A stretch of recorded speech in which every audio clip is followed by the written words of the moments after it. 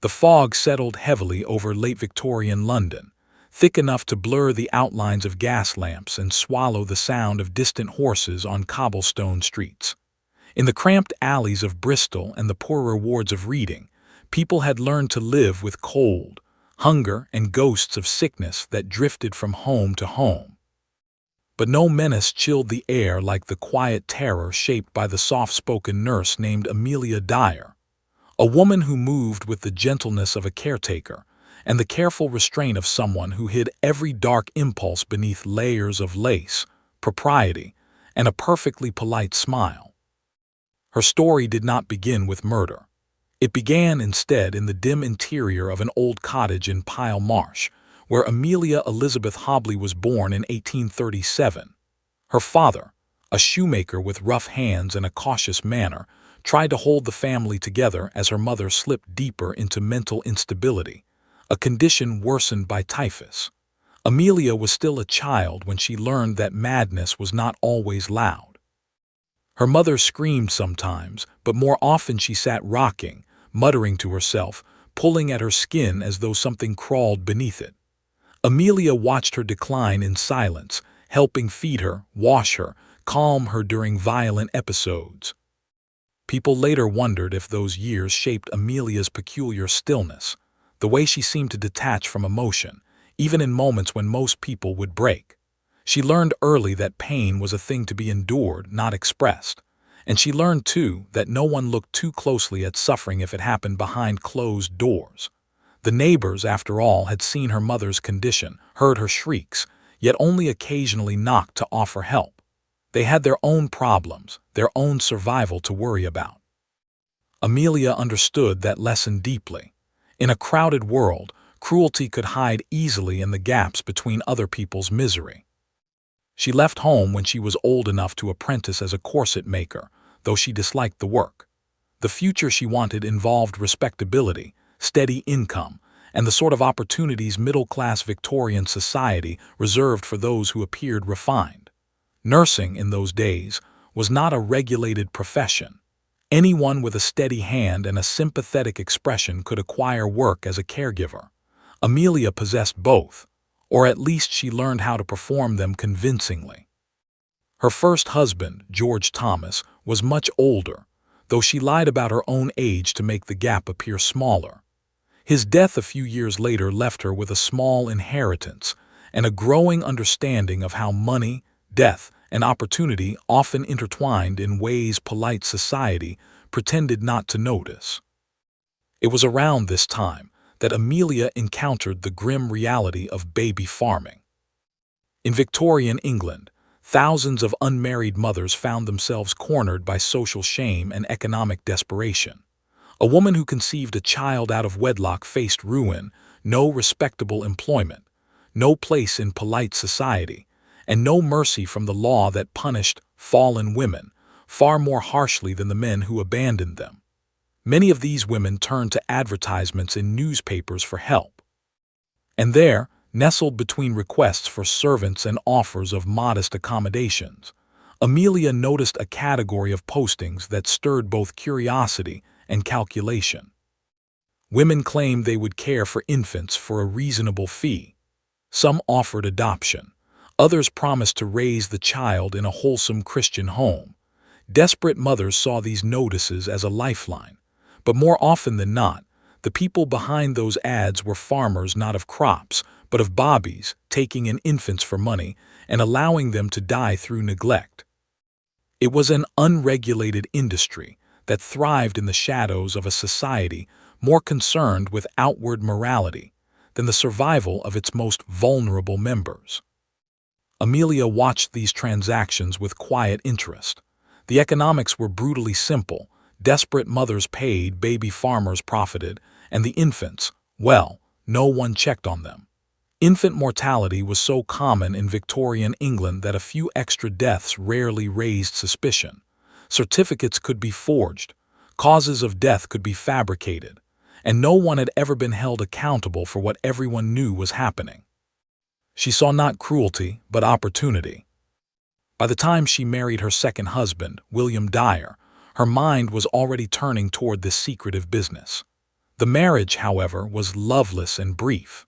It produced 2 children, but Amelia showed little warmth toward motherhood. Instead, she focused on money, control, and the dark freedom she felt when she realized how easily life and death were manipulated in a world without oversight. It began small. Amelia offered her services as a caregiver for new mothers, particularly those without means. She spoke gently, dressed modestly, and presented herself as a pious, respectable woman who simply wished to help. She took in a few infants at a time. At first, neglect was her method: diluted milk, little warmth, minimal attention. Victorians called it mother's friend, an unspoken practice to let unwanted infants waste away quietly. But neglect required patience. It required time. And Amelia was not patient. The first deliberate killing did not end with a scream. It was silent, almost disturbingly calm. Amelia prepared the infant for sleep, wrapped it in soft cloth, and pressed her fingers around the tiny neck until the struggling stopped. The baby was so small, so fragile, that the act took less than a minute. Amelia later remembered, with unsettling clarity, the absolute quiet that followed, a quiet that reminded her of her mother's rare moments of stillness, when madness paused and the house finally felt calm. Death, she realized, brought order. And it brought profit. Infants did not need to be fed, clothed, or kept warm if they were already dead. She quickly learned that strangulation left fewer signs than neglect, especially when she wrapped the ligature in soft tape, an item every nurse could access easily. She continued to place advertisements in newspapers, each crafted to sound kind and charitable. A respectable married woman seeks a healthy infant to bring up with her own. Will adopt, small premium required. Loving home offered, good prospects for the child. Experienced nurse will care for child of unmarried mother, discretion assured. Women arrived with hope, often shaking with shame. Some cried as they handed over their newborns. Amelia comforted them, promising letters, updates, photos, though she never sent any. When the door closed, she returned to her work, her face shedding its false warmth in an instant. Money changed hands, life ended, the cycle repeated. She grew bolder over time, more ruthless. Her killings became routine, almost methodical. She calculated the cost of each infant, what she could earn, how quickly she could dispose of the body, how soon she could place another advertisement. But even criminals grow careless when they believe themselves invincible. In 1879, Amelia's growing arrogance caught up with her. A suspicious doctor, one who had signed too many of her infant death certificates, alerted authorities. They investigated her home and found sickly infants, poorly fed, neglected. They could not prove murder, but they charged her with neglect. Amelia avoided prison and instead was sentenced to 6 months of hard labor. Later, she claimed that sentence broke her. But in truth, the arrest simply taught her how to become more careful and more cunning. When she returned to baby farming, she refined her methods. No more doctors, no more death certificates, no more risks of being observed. Instead of neglect, she returned to quiet strangulation. She wrapped her victims in dressmaking tape, a chilling signature she would later repeat so consistently that investigators would identify her by it. Tape became her guarantee, a deadly, silent tool that left marks easy to hide on bodies soon destined for the river. She forged documents. She moved frequently between towns. She changed her name, reinventing herself as Mrs. Harding, Mrs. Smith, or Mrs. Thomas depending on the audience. Each alias came with a new backstory: a widow, a grieving mother, a kind Christian woman opening her home to abandoned infants. To the women who entrusted her with their bobbies, she looked like salvation. To the infants she took, she became death itself. The killings escalated in the 1890s, perhaps because age and stress had worn down the thin veil of control she once possessed, or perhaps because she grew more desperate for money, more paranoid about the law, more resigned to the darkness she had created. Her daughter, Mary Ann, known as Polly, assisted her at times, though historians debate how much the daughter knew. Some believed Polly was coerced, raised in an environment where cruelty felt normal. Others suspected she knew exactly what her mother was doing. Amelia kept the infants in cramped, filthy rooms. Neighbors sometimes heard faint cries, but the cries never lasted long. She began disposing of bodies in ways that were shockingly careless. Instead of hiding them discreetly or burying them, she wrapped them in brown paper parcels, tied with twine, and tossed them into the River Thames or the River Kennet. She believed the water would wash away her sins. But water, despite its flowing nature, has a habit of returning what people try to hide. One March evening in 1896, a package drifted to the riverbank near Reading. A man walking along the shore noticed it. Normally, he might have ignored such debris, but the parcel was oddly shaped, too heavy for paper, too bulky for trash.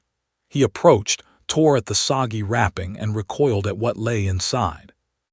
A tiny body, a baby girl, strangled, wrapped in tape, discarded as though she were nothing. The police launched a full investigation. They traced the package by the remains of a shipping label, a small, nearly destroyed fragment of paper still attached to the string. That fragment contained enough information to link the package to a woman who'd recently rented rooms using the name Mrs. Thomas. But the handwriting, it matched that of Amelia Dyer. By then, hundreds of infants had passed through Amelia's hands. How many had died? No one could say for certain, but the police, now watching her closely, began to unravel the years of lies, aliases, movements, and murders she had hidden behind polite smiles and folded advertisements. And Amelia, sensing the net closing around her, began to panic. She tried to flee. She attempted to disguise herself. She even hinted to her daughter that they might need to disappear entirely. But the rivers had already spoken. The bodies she cast into the water, the little ones whose mothers believed they were going to safe homes, were beginning to surface, one by one. And London, always wary of shadows, was about to discover the true horror lurking behind the quiet, gray eyes of Amelia Dyer. The discovery of the small body on the riverbank ignited a ripple of unease through Reading, a town accustomed to misfortune, but not to horrors so intimate, so calculated, and so faintly wrapped in the scent of domestic respectability. The Thames had delivered many tragedies over the years, drownings, accidents, suicides, but this was different. This was a parcel deliberately tied, deliberately sealed, deliberately abandoned.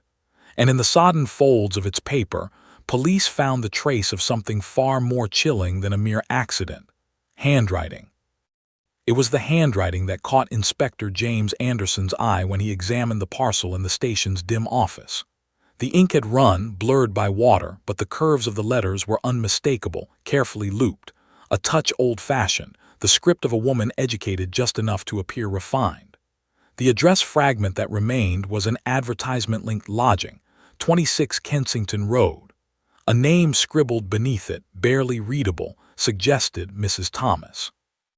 There were many women named Thomas in London and the surrounding counties, but the tone and structure of the penmanship matched a series of adoption ads placed periodically in newspapers under various names, all promising a loving Christian home for unwanted infants.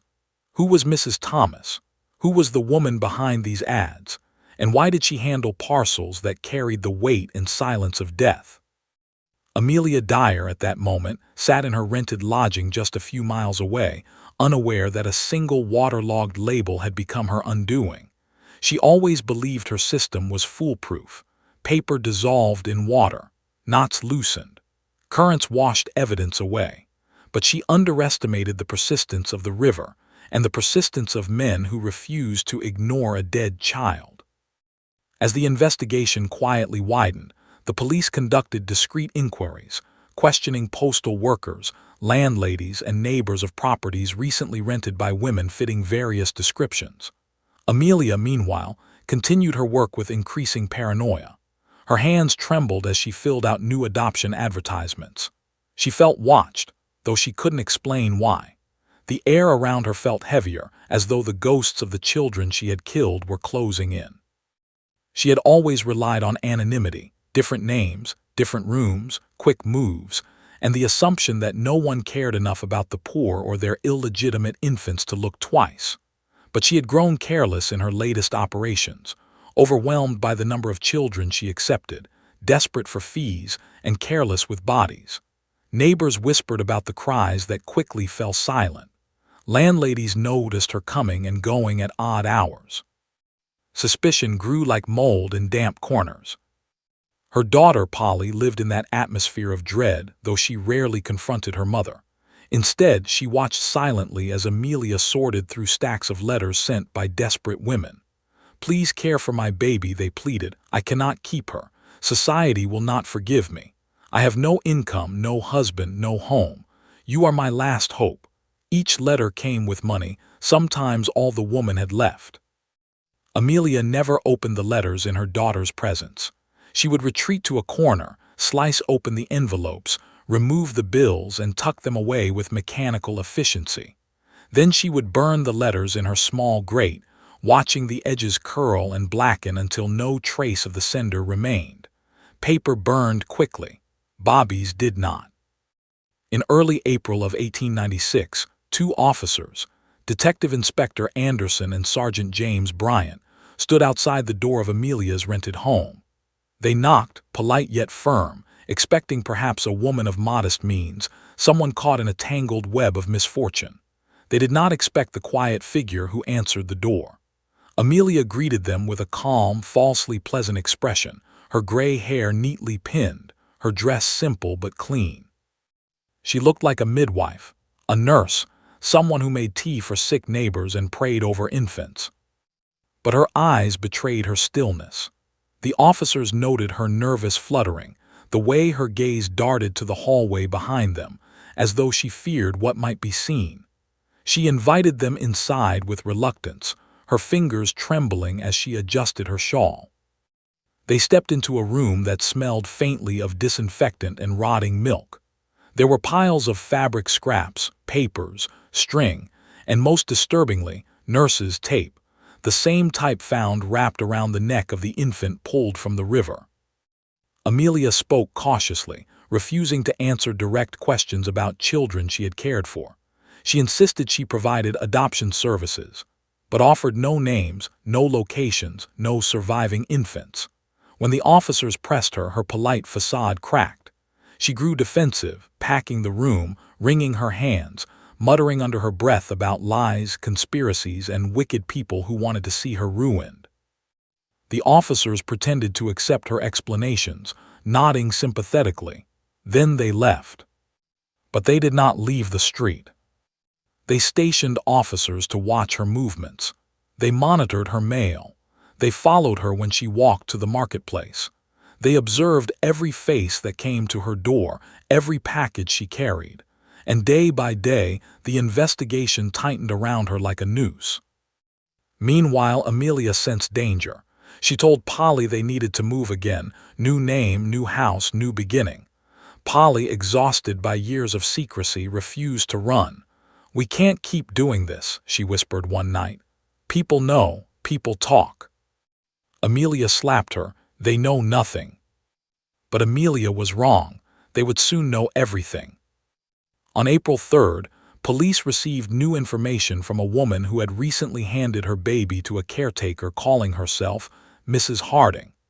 The description matched Amelia perfectly, down to the slight tremor in her left hand. The mother had grown suspicious after receiving no updates. She feared something terrible had happened to her child. Her fear fueled the final push the police needed. Officers returned to Amelia's lodging with a search warrant. What they found inside was not the chaotic mess of a careless nurse, nor the comforting warmth of a childcare home. Instead, they encountered a tomb built of fabric, string, and silence. In the kitchen, bundles of baby clothes lay folded, each awaiting an infant who would never wear them. In drawers, they found letters from mothers begging for updates, letters Amelia had forgotten to burn. Receipts for burial shrouds appeared, though no burial records existed for the children listed. Bottles of laudanum, often used to sedate Bobbies into permanent sleep, lined her shelves. But the most damning evidence was the tape. Rolls of it, dozens of rolls. The same type used to strangle infants, the same type found on the riverbank. A tool of murder kept openly in a drawer as though it were nothing more than sewing thread. The officers confronted Amelia with the evidence, expecting denial or fear. Instead, they found her strangely calm. She glanced at the items laid out before her, letters, tape, clothing, and sighed as though she had grown tired of the charade. "You'll find no children here," she said softly. It was not a denial, it was a warning. At the station, officers expanded the search to rivers where Amelia had previously lived: Reading, Bristol, Caversham. They dragged nets through the murky water, searching for parcels weighed down by stones or wrapped in cloth. The rivers responded in grotesque chorus. One by one, small bundles surfaced, tiny bodies in various stages of decay, floating upward as though trying to escape the silence of death. Each body bore marks of strangulation. Each was wrapped in similar tape. Each pointed unmistakably to the same killer. Newspapers caught wind of the investigation, and soon Amelia's name, or at least her many aliases, appeared in headlines. Mothers across England panicked, wondering if the bobbies they had entrusted to anonymous caretakers were now among the tiny corpses pulled from the Thames. Shame kept many from coming forward. Fear kept others awake at night. As officers gathered testimony, a clearer timeline emerged. Amelia had accepted infants at astonishing frequency, far more than any reasonable caretaker could manage. Women recounted how they had handed over their newborns, watched Amelia cradle them with exaggerated tenderness, and walked away believing they had saved their children from poverty and disgrace. They did not know that many of those children died within hours. Amelia was arrested on April 4, 1896. Police found her seated at a small table in her room, writing a letter to an unidentified woman, another potential client, another mother about to lose her child. When she looked up at the officers, she did not protest. She folded the letter carefully, setting it aside as though she would finish it later. "Is this about the river?" she asked quietly. Her calmness was unnerving. Even as they placed her in handcuffs, she did not resist. She murmured something that sounded like a prayer, though her voice was too soft to decipher the words. The neighbors watched from their windows, shocked to see the woman who had always seemed polite, quiet, and well-mannered being escorted away like a criminal. The news traveled fast. People who had once ignored her comings and goings now flooded the police with statements, suspicions, and memories. A midwife recalled Amelia's odd habit of keeping windows closed no matter the temperature. A shopkeeper remembered her purchasing large quantities of tape and string. A landlady confessed she had long wondered why bobbies in Amelia's care never seemed to live long. Some spoke out of genuine concern. Others spoke out of guilt for ignoring their instincts. Many admitted they simply could not believe a woman, a nurse, a mother, could commit such monstrous acts. In custody, Amelia remained unpredictable. At times she feigned insanity, muttering nonsense or claiming divine voices guided her. At other times she spoke lucidly, answering questions with chilling frankness or refusing to answer at all. When pressed about the bodies, she would simply say, "You know what I did. Isn't that enough?" The police had more than enough. Meanwhile, search efforts continued. The rivers gave up more evidence, more bundles, more infants, more proof that Amelia's crimes spanned decades. Experts estimated she may have killed hundreds. Some whispered the number could exceed 400, making her one of history's most prolific murderers. The public reacted with horror and fascination. Victorian sensibilities were fragile. Society preached morality, piety, and strict codes of conduct. The idea that a woman, a nurse, a supposed caretaker of children, could strangle infants and discard them like rubbish shattered the era's illusions. It forced people to confront uncomfortable truths about poverty, shame, and the darker corners of human nature. Amelia, for her part, refused to confirm or deny the number of her victims. When a reporter shouted through the bars of her cell, "How many did you kill?" she looked up slowly, her expression one of exhaustion rather than remorse. "I suppose you'll find out soon enough," she replied. It was neither confession nor denial. It was a warning, perhaps, or a challenge to those who dared to uncover the full breadth of her crimes.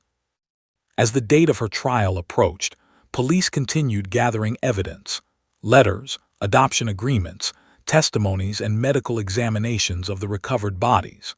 The public demanded justice. Mothers who had surrendered their children to Amelia were torn between grief and guilt. And the police, who had pieced together a monstrous puzzle from scraps of paper and river-soaked bodies, prepared for what would become one of the most notorious trials of the Victorian era. And through it all, Amelia Dyer waited. Silent, unrepentant, watching the world finally see the darkness she had hidden beneath lace collars and polite smiles for nearly 3 decades. The days leading to Amelia Dyer's trial carried a heavy sense of dread, as though the entire city of Reading could feel the weight of the dead infants whose lives had quietly ended under her hands. People whispered her name on street corners, not with the frenzied curiosity reserved for common criminals, but with a deep, unsettled disbelief. A woman like Amelia, small, pale, reserved, did not look like the monster described in headlines. That contradiction disturbed people more than the murders themselves. It suggested that evil could hide within the most ordinary of faces. In her prison cell, Amelia spent most of her time staring at the floor or whispering to herself. Guards reported she alternated between eerie calm and sudden bouts of hysteria, claiming unseen enemies plotted against her. At night, she sometimes screamed, a hoarse, rattling sound that echoed down the stone corridor, but none of the other prisoners dared complain. They knew she was not just another thief or swindler. She was a woman whose crimes defied comprehension, a woman accused of killing bobbies for profit. Her defense team considered pleading insanity. After all, Amelia had a family history of mental illness. Her mother's violent episodes were well documented in local memory, and Amelia herself had spent brief periods in asylums. But authorities suspected her madness was selective, conveniently appearing whenever she faced danger. They believed her too calculating, too methodical, too organized in her operations to be lost in delusion. Still, the question lingered like smoke: was she evil or was she mad? The morning of the trial arrived on May 22, 1896. Crowds formed outside the Old Bailey long before the doors opened. Mothers clutched their children tightly. Reporters jostled for position, eager to capture the first glimpse of the woman now known as the Reading baby farmer. Some held sketches of her solemn face. Others carried lists of the infants found in the river, trying to put names to bodies whenever possible, though most could not be identified. Officials escorted Amelia into the courtroom, her expression blank, her gait unsteady. She wore a plain black dress that hung loosely on her frame. Her hair was tied back in a severe knot. She looked older than her 58 years, worn down by decades of deceit and death. She did not look at the spectators. She did not look at the families sitting stiffly in the rows, hands trembling, eyes filled with grief. She looked only at the wooden railing before her, as though it were the last solid thing in her collapsing world. The prosecutor, Arthur Chitty, began with a statement that sent a chill through the courtroom. This case concerns the destruction of children. He spoke deliberately, emphasizing each word. He described how Amelia had accepted infants from desperate mothers, promising them safety and care. Instead, she strangled them within hours, wrapped their small bodies in brown paper, tied them with string, and tossed them into rivers like garbage. The evidence was overwhelming: the parcel recovered from the Thames, the tape around the infant's neck, the matching tape found in Amelia's room, the letters from mothers, the testimonies of neighbors, the bodies pulled from multiple rivers. But the prosecution chose to focus on one child, Helena Fry, whose identity was confirmed and whose corpse was most intact. This was a strategic decision. One murder was enough for a conviction. One murder would lead to the gallows. When the prosecution presented Helena's clothing, the courtroom fell silent. A tiny dress, a little bonnet, items purchased by her mother with hope and love, now stained by river water and decay.